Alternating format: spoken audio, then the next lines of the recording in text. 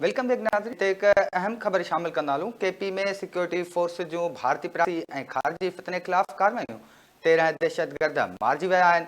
ISPR जो चवणु आहे सिक्योरिटी फोर्स 6 ऐं 7 मार्च जे ॻुझी इतलाह ते कार्रवाइयूं कयूं आहिनि। ISPR जो चवणु आहे त बाचोड़ में ऑपरेशन दौरान फायरिंग में 5 ख़ारिजी मारिजी विया आहिनि।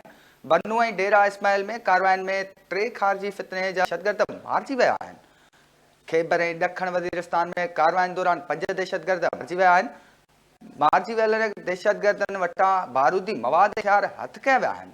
मारिजी वियल ख़ारिजी केतिरनि ई दहशतगर्दी जे कार्रवाइयुनि में मुलविस हुआ। परॾेही सरपरस्ती ऐं थींदड़ दहशतगर्दी जे ख़ात्मे ताईं कार्रवाई जारी रहंदियूं। हिकु ॿी रवां खे अहम ख़बर खां आगाह कंदा हलूं। केपी में सिक्योरिटी फोर्सिस जूं भारतीय प्रॉक्सी ऐं ख़ारिजी फ़ितने ख़िलाफ़ कार्रवाइयूं 13 मारिजी विया आहिनि। ISPR जो चवणु आहे त सिक्योरिटी फोर्सिस 6 ऐं 7 मार्च इतलाह ते कार्रवाइयूं कयूं। बाजोड़ में ऑपरेशन दौरान फायरिंग में 5 जा दहशतगर्द मारिजी विया आहिनि। बन्नू ऐं डेरा इस्माइल में कार्रवाई ख़ारिजी फ़ितने जा दहशतगर्द पिणु मारिजी विया आहिनि।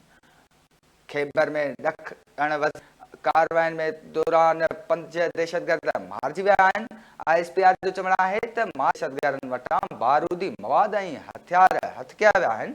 मारिजी फ़ितने जा केतिरा ई दहशतगर्दी जे कार्रवाइयुनि में मुलविस परस्ती में थींदड़ दहशतगर्दी जे ख़ात्मे ताईं कार्रवाइयूं जारी रहंदियूं। ISPR